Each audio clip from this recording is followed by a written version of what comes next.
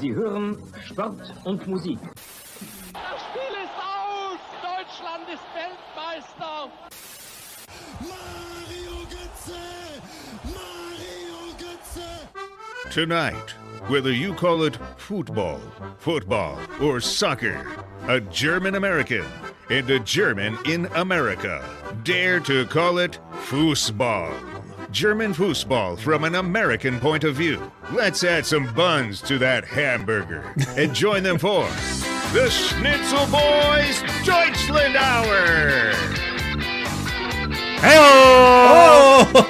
Oh, look at that! Look at that! There you go. We said it was going to happen, and here it is. Finally, from If 7S. you are listening to this and not looking at it, it's the Schnitzel Boys bucket hat, the world premiere. It doesn't really fit all that well under the headphones, so it's a little scrunched up here on the side. But I'm quite pleased with it. Yeah, that's our big news. We have new items in the merch shop. Our broadcast time ended up being the perfect time to go to our shop and publish it and do all the X's and O's. So we had to cross some T's and dot some I's, literally. So sorry, no Seb asked you were waiting, and I was waiting. But it's worth the wait because check out the bucket hat. Why don't you show it off to our podcast listeners? No, it looks good. It's got the German flag, the American flag, and you designed it? It blends into each other and contrasts in certain spots. I think it's good. I am here. You're on headphone, right? I am on headphone. Am I yelling so loud I can hear my feedback get through your microphone, I guess? Am I yelling that loud? I don't think so. Hold on. Maybe Say it's something? Maybe it's the bucket hat effect. Oh. There it is. There's a better look at the bucket hat. Yeah, show us the bucket hat sans head for a bit.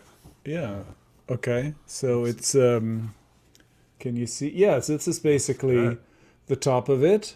Germany and the US, and then that theme just kind of continues throughout in interesting and surprising ways. With our logo in the front, it's white from the inside. It's a pretty good material. I think it is actually going to be pretty good in the rain if you want to wear to a game and not get wet on your head. And what country did they build that fine product? What country? This is made in America. I think New Jersey. Made in USA, baby. Made in the USA. American yeah, and the Schnitzel Boys logo in the front. It's in two sizes. I sometimes have problems with my giant head. And the big size fits me very generously, and there's also smaller size for people who have more normal sized heads. I'm probably also a big size. I mean, you definitely would like to want to bring the large. Sebas is anxious. Sebas is anxious because he wants to gloat. Right. He wants to gloat. I don't blame him. You two had a big weekend. Both of you had a big weekend. His big weekend was at my German team's expense, so it's not as. Right, both of you had a big weekend. What do you mean? Like. You guys had the big match. Against each other. Right. Yeah. Well, we were terrible. We are trying our best. Bochum is trying to is taking pity on the Mainz and the Köln and the Darmstadt fans who were showing their despair in the chat last week, and Bochum must have listened and was like, we can help. We can give you all hope because we may not win another game. And then you just need to get to 26 points in order to not get relegated. Yeah, and right now you are separated still by 6 points, I believe. Last time I checked. Yeah, but if we stop winning, if we get no more points, that's not going to be enough. Yeah, that's it's getting thinner. It was. Well, we've lost 4 in a row. We beat Bayern, and since then we have lost 4 in a row. And unfortunately, as exciting as that Bayern game was, it only counts for 3 points. It's not like there's no Bayern bonus. It's not like we got 5 or whatever. So then it doesn't really do anything if you then lose to everybody else. If you can only, I mean, Gladbach had that season, right? Last year or the year before, where they could only beat Bayern. They beat Bayern every time they played them, but lost to everybody else. And it seems like that's where we're at. Yeah, Mainz is at a win, loss, tie, loss, win record in the last 5, and Bochum is a loss, win. So, they're, and Cologne also picked up a couple ties. They had the loss, tie, loss for Cologne. Yeah, I mean, they're only a point off each other, 18 and 19. And Bochum is 6 point above Mainz, 7 point above Cologne. And the 16th spot is the relegation spot, so it's not total doom. Right. But they're 1 point from each other. And, Bochum's got to pick up some points. I'm feeling the heat. We do need to, we got to, that's what I'm saying. It's not... And that's what I was saying last week. It's like our season. Well, not anymore. Now we're really in it. But even just a couple of weeks ago, our season looked better than it was, just because these other 3 teams have been so bad. They are really low in points. Like, we're only averaging now. We're averaging less than a point a game. So that's usually means you're in the thick of it as far as relegation goes. The only reason we have this cushion is because these 3 teams have been really awful. But anyway, they're getting less awful. Now you are tied with Wolfsburg, and Wolfsburg also had themselves a big weekend. They're getting a new person. They fired Niko Kovac, who I thought did pretty well for Wolfsburg for a bit. And they are hiring Ralf Hasenhüttl, who after many years in England with Southampton, and before that was a long-term Red Bull coach. Yeah, has been unemployed for a while. For a little while. But he is making his way to Bundesliga. Has he ever coached the Bundesliga? Was he the old RB Leipzig coach? I'm trying to think to remind myself. Or was he at Salzburg guy? Let's see here. Wien, Salzburg, yes. No, Köln. He was a player in Köln. Sorry. Right. He coached Ingolstadt. He coached RB Leipzig. Okay, he did, yes. So he was around. And then after 4 years of Southampton and 2 years out of the game, he's now Wolfsburg. I think that's a good pickup. I think it's a solid pickup. I think a good coaching change for Wolfsburg. Now, is Wolfsburg's problems solved by a new coach? We'll see.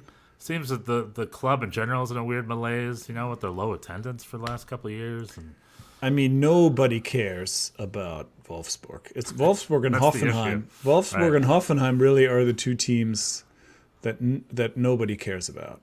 Yeah, because they're there to be for the. So my good friend growing up, his father was this is a little Stefan Schnitzel, 6 degrees. 6 degrees. His father was an executive. We should have a drop for that. Should have a chart. No one. That chart cannot exist. It should be too intricate. Just me and a bunch of fingers and pies and webs and stuff. No, anyway, my good friend growing up, his father was an executive vice president at Volkswagen, which is why they lived in Puebla, Mexico, where they make all the North American cars. And then later, as an executive, they moved to Wolfsburg. And as an executive, they had like box seats at VfL Wolfsburg, right? And him and his mom, his parents would go there to have dinner. They wouldn't really watch the game, but they're like, oh, it's fun. We can have dinner here and stuff. So they did that. And to me, that's a perfect example of the clientele in the VfL Wolfsburg. They just go there to eat? Well, it's just they're there for the employees because the whole city is run by one. It's a one company town, right? So, and then the club's there for the employees. And there's history there. I'm not saying there isn't. But what I've heard recently, because I inquired, I'm like, what's up with Wolfsburg? And they're like, well, there's a lot of third shifts are being cut or something. So there is a financial thing that's going on. Volkswagen is not as big as it was. Okay. There's a thing going on at Volkswagen, and that's 100% affecting the people who can either afford to go or want to go. Interesting. So the Volkswagen, Wolfsburg, excuse me, is it VfL? Yeah, VfL Wolfsburg. Yeah, VfL Wolfsburg. Fandom relationship is intertwined. So, if VW is no good, then the club attendance goes down. I think is what we're learning.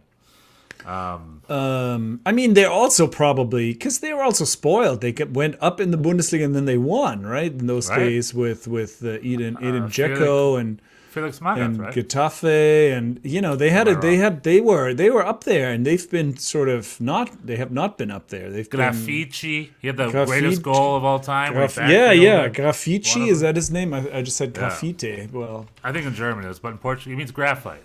Yeah. So graffiti in Portuguese. Anyway, so they were also spoiled when the team came up, and so now it's been years of mediocrity. So Quiz people are Bjorn. not. Yeah, Quiz Bjorn. let's do it. I'm always great at these. I know. I love doing this because it just like It my exposes nerdum. Well, it's just all this useless information and knowledge I have in my head. I can now use it. It gives me a little bit of power. All right, let's hear it. Usually not. So the first American to ever captain a German club was at VfL Wolfsburg in the Bundesliga 2 back in the day. Who is that American?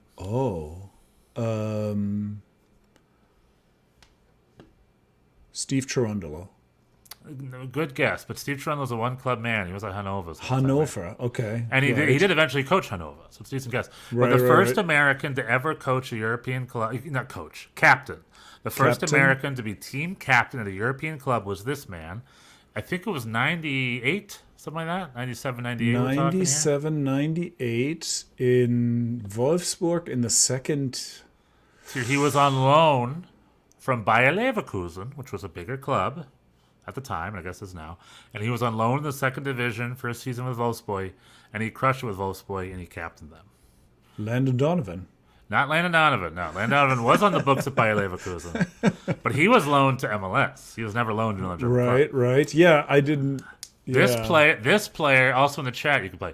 This player's son also played in the Bundesliga.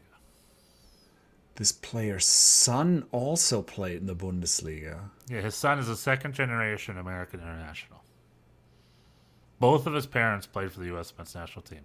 This player, who captained Wolfsburg, and his mom, who I think won a World Cup with the U.S. women. John Harkes? Not John Harkes. You're thinking Ian Harkes, his son, who plays in Scotland. Who plays in Scotland. Also good guess. The answer, are you ready? Yeah, I'm ready. Claudio Reyna.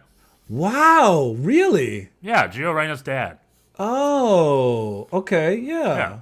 He was he was signed right out of UVA, where he coached under a guy named Bruce Oh, Arena. yeah. No, that makes sense. Bayer Leverkusen picked him up because he was the hot young American talent at the time, and German clubs always do a good job recruiting young hot talent. And he was on the books, but never got any minutes because he wasn't talented enough for first team football at the time. And he was loaned to Wolfsburg, who was a second division club at the time. And he cried. Wolfsburg was like his coming out party. He cried. And there were one or two other. I think there was another American there at the time as well. His name escapes me. Mike. And then did he ever go back to Leverkusen? No, he went somewhere else. No, then he went off to Rangers, I think. And Rangers is where he really flourished. Right. Yeah, that's what I think of him. I think of him as. Then he played for Manchester City, but the old man no, City. Exactly. He had a prem career. So Southampton, right? I don't think of him as a Bundesliga guy. All right. Well, how about that? But that's why when Gio was at Dortmund, like his dad was his dad played in the Bundesliga, so his dad knows the professionalism needed. Yada yada yada. Now him and his wife are busy collecting material on Nuno Espiritu Santo, the coach of Nottingham Forest, who is not playing their son at all. Now this end up unless he gets minutes, this ends up being a terrible. This was not a good move. However, I said it not to toot my own horn. No, you did. I said it was fine if you got minutes. However, is this just a further clue that his work ethic and behavior need improvement? Maybe that's what we're learning here. I mean, because clues are building up, right? There was an national I don't know. team, I don't know that that's. I mean, he has an ego. I think that's been. He has the talent to bench. But ultimately Dortmund never said that he had a. They never said he was unprofessional. It was just like he was just behind. True. He was just behind other people, and I think this is more like.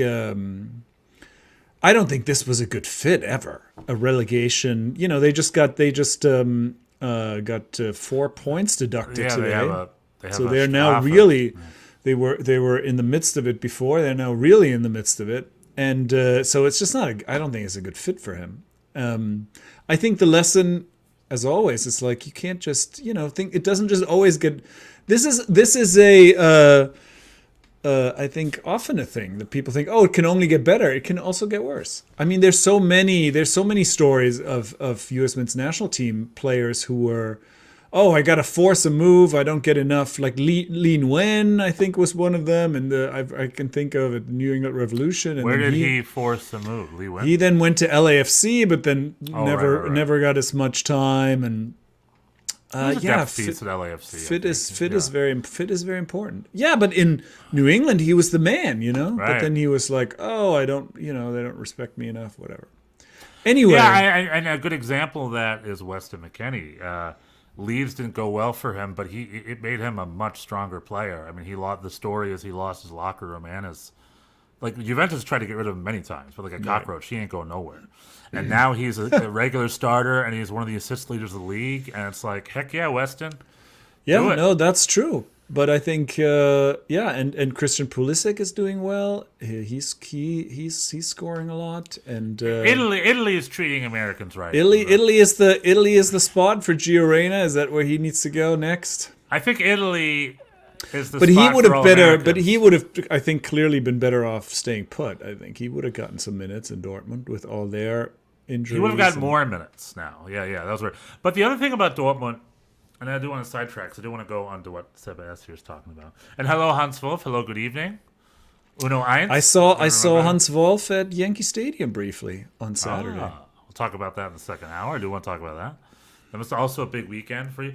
But the Dortmund thing is interesting to me because through Jesse Marsch, what I have heard is the only feedback he's gotten via Gio is that they're just disappointed he's injured, so that he can't fly. Like they're little. Yeah. It's his injuries that disappoint him, and they couldn't really figure out what he could do. So that's not an attitude thing. And that is a problem. Like staying healthy is a skill. However, and it's really the most important in a way. What we've seen with Dortmund's players, with Jude Bellingham and Jadon Sancho, and if we're going to look back a couple of years, Pierre Aubameyang, right? Patrick Pierre Aubameyang. What's his full name?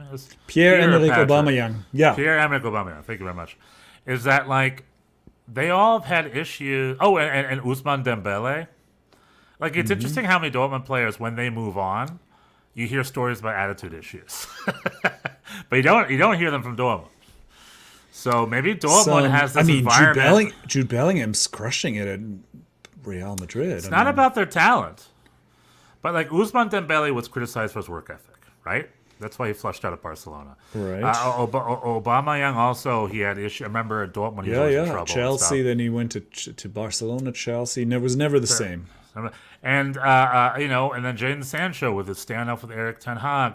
And then Jude Bellingham, I know he's crushing it, but there's rumors that he's a little bit of a... You've heard the stuff. You've heard some stuff. Well, I'm wondering if Dortmund... most professional athletes have an attitude. I mean... But this is all Dortmund players. The story. This is a pattern, right? So, like, maybe if I could put on my detective hat for a bit, there is a culture of Dortmund like developing this cockiness for young players, enabling cockiness, and they don't treat it as an issue. But then when they go to bigger clubs, it becomes an issue. And Gio was right in the petri dish for that. So maybe, although Dortmund hasn't said anything, I see how Gio behaves on the field. The dude's a little cocky, right? And how much of a psychopath you have to be to completely be disconnected from a U.S. win at the World Cup. We remember that video with him and the earphones, everyone celebrating. It meant nothing to him. And it's like, interesting. I don't know. Now he is at Nottingham Forest. He definitely has the talent to bench Calum Hudson-Odoi or whoever he's competing against there. Is it Calum Hudson-Odoi? Well, he's on the wing. I guess it's Morgan Gibbs-White is playing the 10. He can bench him, but he's not doing that. I don't know. But, well, I don't know.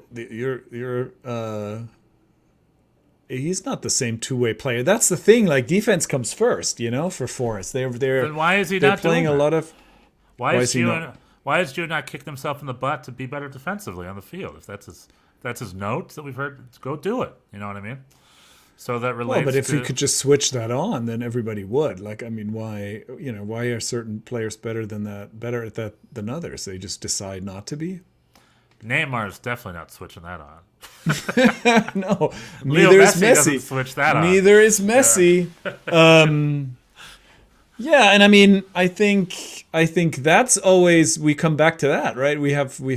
If you want to be a high usage player like that, who is only a one-way person, then you have to be really, really, really good. You have to be almost Messi level or close to it good, because otherwise, it's like playing a man down defensively. Yeah, So, we see that with Weston McKennie, right? He's a high assist leader, but he's working his butt off defensively. He's two-way, Well, he plays a different position. But yeah, no, it's true. I just don't think it's not as simple as like, oh, just do it. I mean, it's just something, something that you have or you don't. And then, yeah. Yeah, GeoWatch continues. For sure. Okay, Seba S. I sign a young player who ends getting sold for $105 million. And then we signed Xavi Simons for $117 million to Mainz. Yeah, is that a good thing or bad thing? Well, Xavi Simons has been doing well, what? right? Or am I wrong? I don't understand. I don't 100% follow. I signed Xavi a young Simons player. is playing in Leipzig, and he wants to get him. Yeah, hold on. Let's get a little. Yeah, did he go from Mainz to Leipzig, or is he? No, he came from PSG. PSG, PSV, PSG, RB Leipzig. He's on loan from PSG at Leipzig right now. Right. Dutch international. Okay, yeah. Are they thinking of getting him? Are they thinking of, does Mainz have 117 million? I'm not sure. I don't get it. No, he says he has to sell this other person for 105, and then he can sign Xavi Simons for 117. Who's the young player getting sold for 105 from Mainz? I don't know. Well, to be Anyway. a little clarification. Are you saying that Mainz needs to splash the cash for one player? I mean, they're only 6 points off. Oh, this is Football Manager. He's Is it? We play is that Leipzig, what we're talking about? Anyway, perhaps, or FIFA? um, Thiago Almada. Dortmund. We have two German teams in the last 8 of the Champions League. So the biggest Could have game been 3. of the week was Bayer Leverkusen Karabakh. Did you see that? Yeah, that was. I did not. I saw highlights, but that was wild. I flipped on the end, and I'm in school, so I had the game on and the class on at the same time, and I was in German class, oddly enough. And it was only 5 minutes left or whatever, and I had to minimize the screen and go focus on my German class. And then I maximized the screen, and it's 3-2, and they're all cheering, and I'm like, damn it! I missed what I thought was an exhilarating end. I didn't want to turn it off, but I missed exhilarating. Patrick Schick coming off the bench with a brace to win it for them. Bayer Leverkusen season still undefeated, invincible, still alive. They are on through to West Ham, right? The team that obliterated Freiburg 5-0. Yeah, they were feeling so good after game 1. They got a win. They were feeling confident, but they got completely trashed. Yeah, that EPL that EPL checkbook is a real thing. So Bayer Leverkusen and Borussia Dortmund and Bayern München. Yeah, are the only Dortmund with teams a left in all of Europe. relatively low stress. They got the win best against one. PSV. Yeah, and then the who's it? The Jambalaya. The draw, yeah. The draw. They're playing Atletico Madrid. Yeah, I mean, there's The no one easy. they would have chosen. There's no easy match, but it's the one they would have chosen. That's true. Yeah, I think that's true. Of the 8 remaining teams, they're all killers, but 6 of them are big dogs. And then Atletico And then Madrid's maybe there's- 7th, and Borussia yeah. Dortmund I'd put at 8th place. They're the development. They're a Yeah. good big team, but Atletico ain't no pushover. And Atletico, they're finalists, and then they're league winners. I don't know. No, that's true, but they're not currently. Yeah, I mean, yeah, you're completely right. That's the team that they would have picked. Arsenal, Bayern, Real Madrid, Man City, PSG, and Barcelona. These are some bangers. Yeah. The last 8, it doesn't get much better. It doesn't get much better than that. Those games were exciting. Arsenal had to go to penalties against Porto. Atletico Madrid and Inter had to go to penalties. It was close. And I mean, So we have, we have 2 English teams, 2 German teams, 3 Spanish teams, and 1 French team. And it could have been And no Italian teams. no Italian teams. That's right. And it could have been 3 German teams. I really still think Leipzig had a chance. Yeah. Had a chance. But, going back to the Italian Serie A is good for Americans because it is 4th place of the big league. So there's history there, there's culture there, the clubs are good, but they're just not as competitive as the other 3 leagues are at the moment, I would say. Well, this year they're not. They have been in the past. They've been the last year couple was of a years. good year. They've been So I'm being better unfair. they've been better than Germany for a couple of years, actually. Yeah, I'm being unfair, I guess. But, Inter Milan's out, and then was it Napoli and AC Milan are in the Europas. But anyway, yeah. So 2 German teams made it. Borussia made it through. They got Atletico. I'm still gonna have to give that one. I think my predicts, which I put on my TikTok, Stefan the Sucker Guy, I predicted Atletico to get one over on Borussia, and my head thinks Arsenal can challenge Bayern really well. But I think I'm gonna give that one to Bayern because they seem to be back in their old swing of things. And then between Man City and Real Madrid, the winner of that wins the whole thing because, in my opinion, those are the 2 biggest clubs left. Really? Okay. And Man City's going to win it, and they do back-to-back titles in the Champions League. They're going to go on and win the whole thing. Wow. With Bayern as a dark horse, and then between Barca and PSG, PSG is going to win that one, and they're going to get flush out the semis. That's my prediction. Okay. Yeah, I don't know. Do you have any? I think they're sound predictions. Yeah, they're great predictions. Yeah, I don't know. I don't think Real Madrid is, but I mean, they always look like they're no good, and then they are. I think City is gonna do that. I think Dortmund can take Atletico. Arsenal Bayern, I really don't know. I think I probably would pick Bayern. I think the Arsenal It's not the Bayern Arsenal of old. Like the one before Arsenal went through its bad period, Bayern would play Arsenal like the round of 16 every year. Oh, then they would get trounced. Destroyed. Yeah, it's not going to be. It's not going to be like that. This is a good Arsenal team, but they do feel a little. They do seem a little fragile, but so does Bayern. So it's hard. I don't know. That's hard to call. I think the X factor here is. I think Barcelona is gonna beat PSG. I'm gonna say Barcelona, City, Dortmund, and the Arsenal Bayern one. It's too close to call in my brain. My X factor is Harry Kane because as a longtime Tottenham dude. He's got Arsenal. Oh, he's gonna put his big boy pants on for this one. Big boy pants on. I mean, it's also an advantage to have the home game second. So I'm gonna pick all the road teams: Barcelona, City, Dortmund, Bayern. And then will it be the all German semifinal? Bayern versus Dortmund. They'd love that. I'm sure they'd love that draw. That would be amazing. Yeah. Or maybe an all German final again, like it was once upon a time. And I saw that in the water park in Warrensburg, New York. It was terrible. It's terrible. What you had on the iPad while you're sliding down the slide? This is, the Champions League final is always Memorial Day, and we traditionally go to our friend's house. They have a pig roast, I think I've talked about this before, the badminton tournament, etc. Right. Yeah. And this year, that particular year, there was bad weather. It was really torrential rain, and our children were still small. This is like, I think it's like 6-7 years ago, right, at this point. And wait a minute, the Bayern Munich final? The Bayern Dortmund final. Yeah, that was like 2017 or even longer ago. 12 years ago, Bjorn. 12 years ago. Okay, so our children were really little. Look it up. It was like 2013, right, or 2012, something like that. Okay, so like I said, my kids were small. It was raining, so it was decided that we would go to the water park. And I said, I will do childcare for the entire weekend. I just need those 2 hours to watch this. And it couldn't be done. I had to go to the water park, and I had to hold the phone into the particular one corner where there was Wi-Fi, and it was not. Not the best environment, but hey, I've been there. It was not an enjoyable experience. I don't remember where I was, but I do remember where I was for the Bayern-Chelsea final a year prior, and that was brutal. I was at our old stomping grounds, the Triple Crown on 7th Avenue and Oh 28th boy, Street. yeah.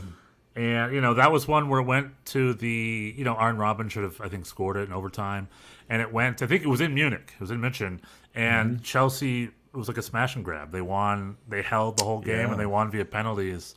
And I just remember how depressed I was walking the subway, being like, oh, because it's been so long. And I remember that. I remember feeling bad for Bayern, which is not a feeling that I'm accustomed to. They deserve it sometimes. They deserve it. Seba asks, the Bundesliga is my favorite league in Europe. Amen, brother. That's why we're here. And speaking of the Bundesliga, so we still got 2 teams strong in the Champions League. Bayer Leverkusen, the last remaining German team in the Europa League. But I'm thinking treble, baby. I'm thinking league. I'm thinking DFB Pokal. I'm thinking Europa Liga. I'm thinking Perhaps. It's a big year. It's all possible. I mean, Mönchengladbach's out there, the only Bundesliga team left in the DFB. I mean, at this point, it would be shocking if they didn't win it. Wait a minute, who are the remaining? And the Saarbrücken is still in. The Saarbrücken dream continued. They eliminated Werder, right, over the week ago, 2 weeks ago, right? Let me see who is left here. We've got semifinals. Saarbrücken gegen FC Kaiserslautern and Fortuna Düsseldorf versus Leverkusen. Yeah, all second division or worse teams. Third division. Yeah, one first division team, 2 second division teams, 1 third division. Yeah, what a beautiful jumble of different it's pretty clubs cool. from different. I wonder if there's another tournament that could learn a lesson about how beautiful this is. I don't know. We'll talk about that. Talk about that in hour 2. I'm blanking. But yeah, if Leverkusen doesn't win, I want Saarbrücken to win. I want it to be the smallest, or I want it to be Leverkusen's treble year. Whatever it is, I want it to be something. But Hans going back to the Bundesliga. Hans Wolf is relating to childcare obligations and soccer schedules colliding. Speaking of that, I guess it's more for the USA Hour. I'll talk about it in the USA Hour. Speaking of youngins and football and growing up and stuff, I have a story about that in the USA Hour. I'll talk about that. Okay. But going back to the Bundesliga, one of the great Bundesliga managers, the man who I believe would have been a great German national team coach, had a big announcement over the weekend, similar to how Jurgen Klopp did in England. Christian Streich has announced that he will retire at the end of the year. Well, he's done though, right? Jurgen Klopp presumably he's just taking a year off, right? Will be back somewhere, sometime. But Gerhard Streich is done. Yeah. Never say never with people going away. Let's see how old he is. Christian Streich, German professional football manager. He is 58.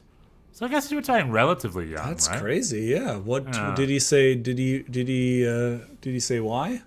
I'm sure he did.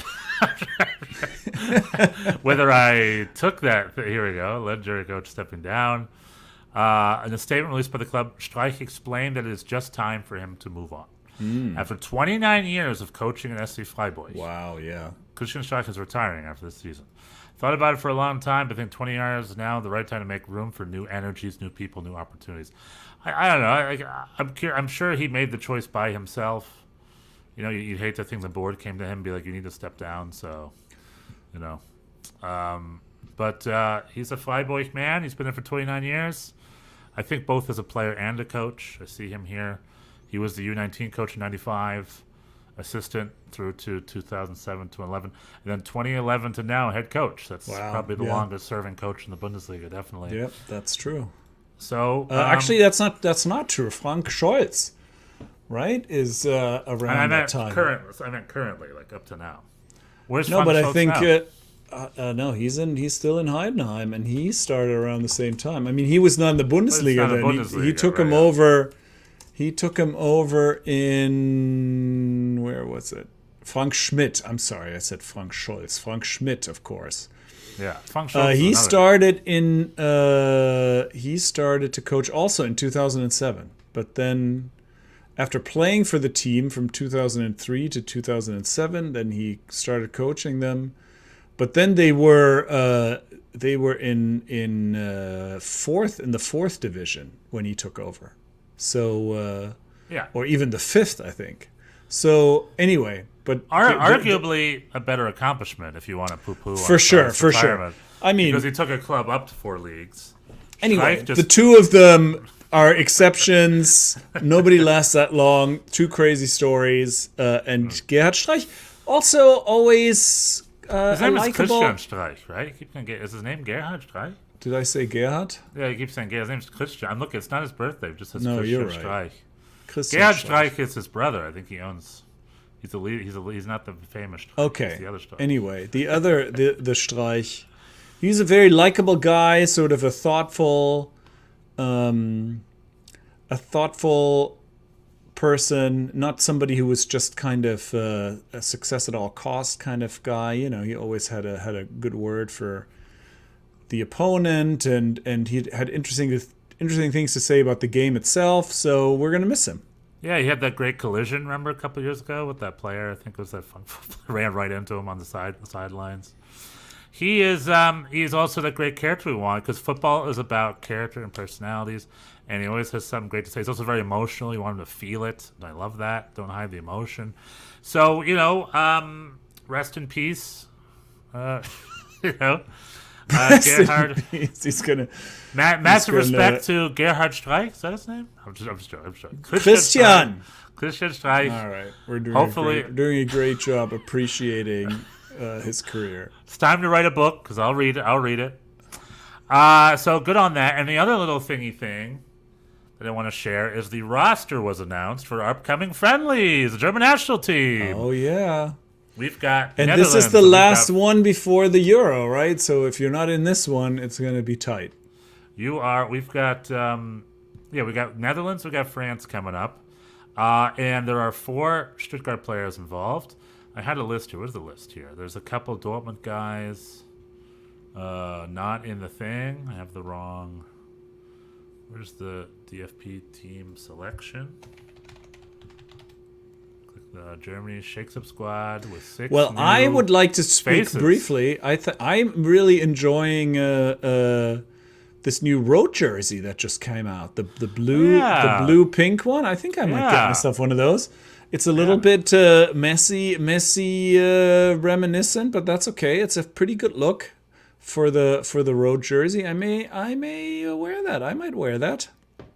You're right. The home jersey's good, classic white with the German flag up in the upper stripes. A good classic home German jersey. Well, it looks good. But yeah, the away jersey took a big swing. In the past, it's been black. It's been green, right? Green. Yeah, this is a new color for the national team. This is pinky purple, big, loud, and proud, and I love it too. It looks very similar to. I was seeing someone else wear like maybe an NWSL jersey recently. It was like almost identical, but that's a good thing. Yeah, no, the jersey looks great. The squad itself shakes it up. There are six new faces in the squad, Bjorn. Yeah. And Toni Kroos is coming back. 34-year-old Toni Kroos. Yeah, we've talked about that, right? The goalkeepers are Oliver Baumann from Hoffenheim, Bernd Leno from Fulham, Mani Neuer from Bayern München, and Marc-André ter Stegen from Barcelona. No Kevin Trapp.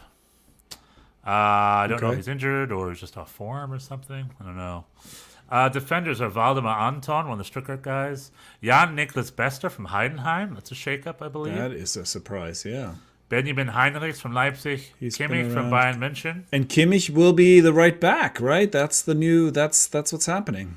Yeah, he's there because I think it's one of our trouble spots. Robin Koch from Frankfurt, Maximilian Mittelstädt, another one of the Stuttgart boys, David Raum from Leipzig, Rudiger from Real Madrid, and Jonathan Tah, who, although having a great club season, he's been a little hit or miss with the national team. Jonathan Tah. Midfielders, Robert Andrich from Leverkusen, Führich from Stuttgart, Pascal Gross from Brighton, Gundogan from Barcelona, Toni Kroos is back, Musiala, Alexander Pavlovich from Bayern München. That's sort of the big. He's a youngster getting called in. I don't know if he's quite ready yet, to be honest. But he's young and they need to shake it up. And then, of course, Florian Wirtz from Bayer Leverkusen. Forwards, Maximilian Bayer from Hoffenheim. I think he's a new face, if I'm not mistaken. Füllkrug, Kai Havertz, Thomas Müller, and Dennis Undav from Stuttgart. I mean, that's a solid squad on paper, man. Well, there's a lot of question marks, though, in my opinion. But what were you going to say? Go ahead. Definitely the wing backs. And our number 9 is soft. Like, Nicholas Füllkrug has been in great shape, so we do have Füllkrug.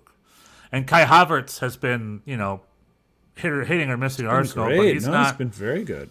and then Dennis Undav has been okay at Stuttgart. I think as far as goal scoring goes, I think they've been able to lean on a couple other players. Right, or am I being unfair to Dennis Undav? I'm thinking of.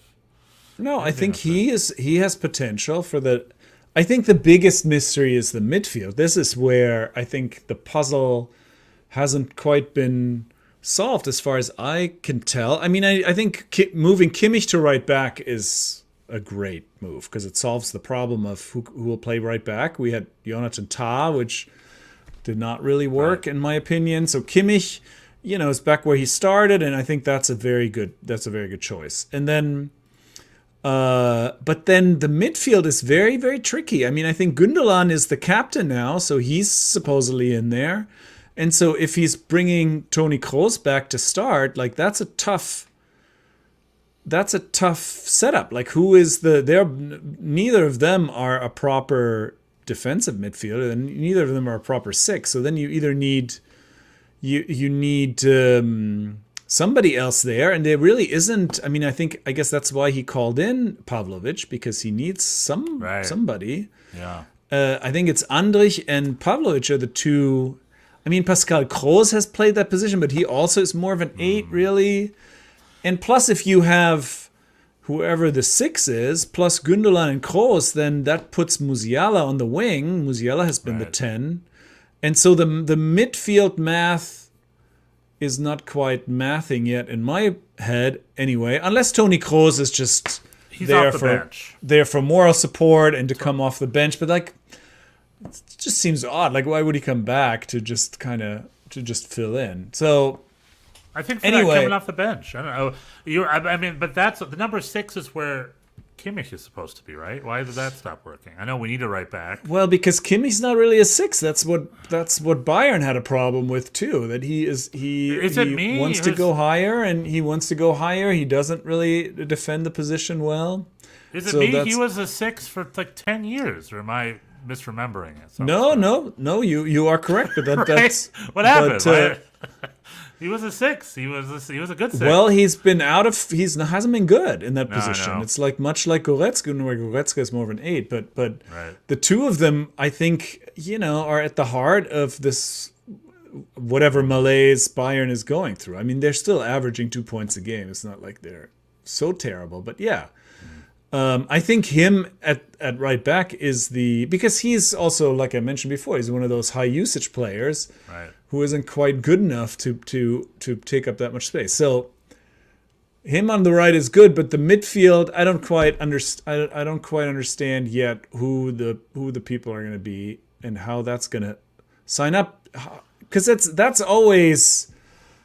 I mean, that's been the issue, that offensively the team on paper seems very good, but then teams just kind of play through the midfield. Right. And, on paper, I think the bigger issue, you just said it, is these are good guys. They're not the world's elite, but they're the world's second place players for the most part. Like they're all very good quality players, world class, international class style players, more than international class.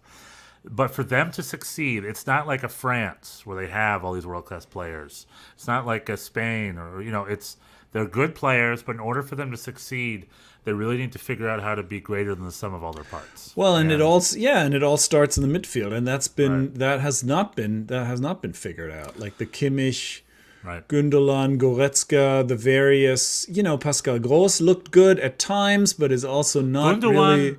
Has not been amazing for the national team, right? Gundogan's been very good. No. Am I misremembering? I think I would say that Gundogan has not had, Hansi Flick barely played him right, very deep. So now he has, under Nagelsmann, he's got the keys to the car. He's the captain, and he's right, going to play, and he's going to play higher. And he's the 8, right? Well, I think maybe he's going to be more of a 10 almost. If Toni Kroos is, with Toni Kroos in, that's my assumption. If Toni Kroos is the starter, then he's the 8, and that would push Gundogan higher up, which I think is great. But then what do you do with Musiala? Plus, you still need somebody in the back. So that's what I'm looking for. in these friendlies to see how this midfield is set up, because there's not a lot of time for them to figure it out together. Definitely a pivot, right, between maybe Gundogan and Kos. I would love for Führich to get a start. I'd love Führich to be thrown in there. He's been crushing it this year. He's young. He's hungry. But he's not a defensive player either. Right? No, but So that'd be he's- maybe him and Gundogan go with the pivot. And then, who's our holding mid? I mean, like I said, it was Kimmich. Kimmich is playing right back. That's now the thing. So it's like it's Andrich or Pavlovic or maybe Pascal Gross if you're feeling adventurous. Yeah. Yeah, and I think Pascal Gross definitely. I think Füllkrug and Pascal Gross definitely give value to the team. They're the two elder statesmen. They play with their hearts out. And Muller and maybe a Kos coming off the bench. We'll see. But you may be right. Maybe Kos the is front the starting six. the front line is also very I mean, it looks. I don't think. I guess Sané is hurt, right? He has an injury. He's going to be on that team. He's going to play on the Gnabry wing. is just off form, so he's not just. Well, he was also hurt, but he came back. He scored now. He scored for Bayern. And I mean, the front line is also tight. Like Florian Wirtz, I don't see a spot for him. I don't think he's going to start. And I mean, there's a lot of people for not a lot of spots, and that's why for me the Toni Kroos thing is a head scratcher, because I think he causes more problems than he solves in that whole midfield setup. But we will find out. This weekend, Germany versus France, March 23rd. We will see. We will have some answers to our questions. And then we'll meet on Monday, and then the following day they'll have Netherlands. So we'll be right in the thick of the German national team talk, which will be our last look before they host the Euros this summer. Oh boy!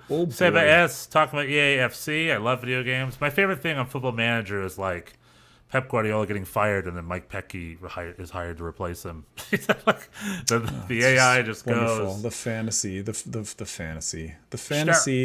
Fantasy. Stefan, who is your favorite Bundesliga team? You know what? It's Bayern München, my friend. Terrible However, choice. we are a victim of our own success, and I am not one of those fans who want us to win all titles all the time, always. If you haven't noticed, Sebas, Stefan has some flexibility in his fandom. He is not a rigid. I just want everyone to have a good time. I guess. I just want everyone to have a good time. I guess the Red Bull thing has been pretty. You've been very consistent. But with everything else, he has some flexibility. He was a Union fan for a day, partying with his brethren of Philly. I like LAFC and he has Galaxy. relatives. He has distant relatives in all the front offices of the entire Bundesliga, so he can make a case. Sebas doesn't like Bayern München at all. You and me both, brother. One thing we can agree on. Well, Bochum fans and Bayern fans have a kinship. Bjorn excludes himself from that. I do exclude myself from that. But there's a real kinship there. And, I should be. You know what other club I got my eyes on? Oh, tell us. HSV. Listen, HSV was my first love. Yeah. When I was a small child, I mean, I've said before how old I am, so it doesn't matter. But Kevin Keegan, Rudi Kargus, Manny Kals, Horst Rubesch, that was the team. Felix Magath, did you say that? Felix Magath, yeah, exactly. That was in the Franz 70s. Beckenbauer? In the 70s, 80s, very briefly. Yeah, I don't think he never made. Well, they were coached by Günther Netzer, right? At some point, yeah. The 70s, 80s, HSV was the coolest team around. I mean, Uwe Seeler, if you want to go really far back. Right, he's the that was even before my time. But that's my dad's time. But the reason I got my HSV is cool, and they might be back. They're trying. The reason I got because Bayern München has always been my TV team because I could always watch them with the big German team, and I grew up internationally. But my physical connection to Germany is in North Germany. It's not in the South. So my mom's family is from outside of Hamburg, and my great uncles were HSV fans. I like anything. I like some Pauli's crushing. That's fun, but we weren't really a city. So if I had to pick my personal connected club, it's HSV. My father's from the Ruhrgebiet. He's a huge Bochum fan. but I just never had a huge connection to the Ruhrgebiet because I stopped going when I was very young. I really only went to North Germany, like Hausfeld, the Hamburg area. So, and especially with them and their fight to get back up and with a new coach for Stefan Baumgart, I got my eyes on Hausfeld. I wish them the best. I hope they get up back in the Bundesliga again. All right. Yeah. Well, on that note, have we done it? I believe we have done it. Germany, France this weekend. Bayer Leverkusen. Are they going to be the Invincibles? Can Bayern München handle Arsenal? All this and more next week on the German Hour. We won't know. We won't know yet if Bayern for can most of handle those Arsenal. questions. Yeah, a few of those questions TBD. But the Germany-France one we will know for next week. These are just ongoing questions. We'll sleep on it. We'll sleep on it, and we'll tell you next week if Bayern can handle Arsenal. Bucket hats at the store. Bucket hats. Soon, if not tonight, starting tomorrow. No, they are published. It's just the description. Are you sure? The description hasn't been edited. They weren't on the store. I checked a minute ago. All right, check them again. Anyway, soon, either tonight or soon. Bucket hats. See you guys. See you on the other side. We're talking NYCFC and yeah, we won a game. Hey-o.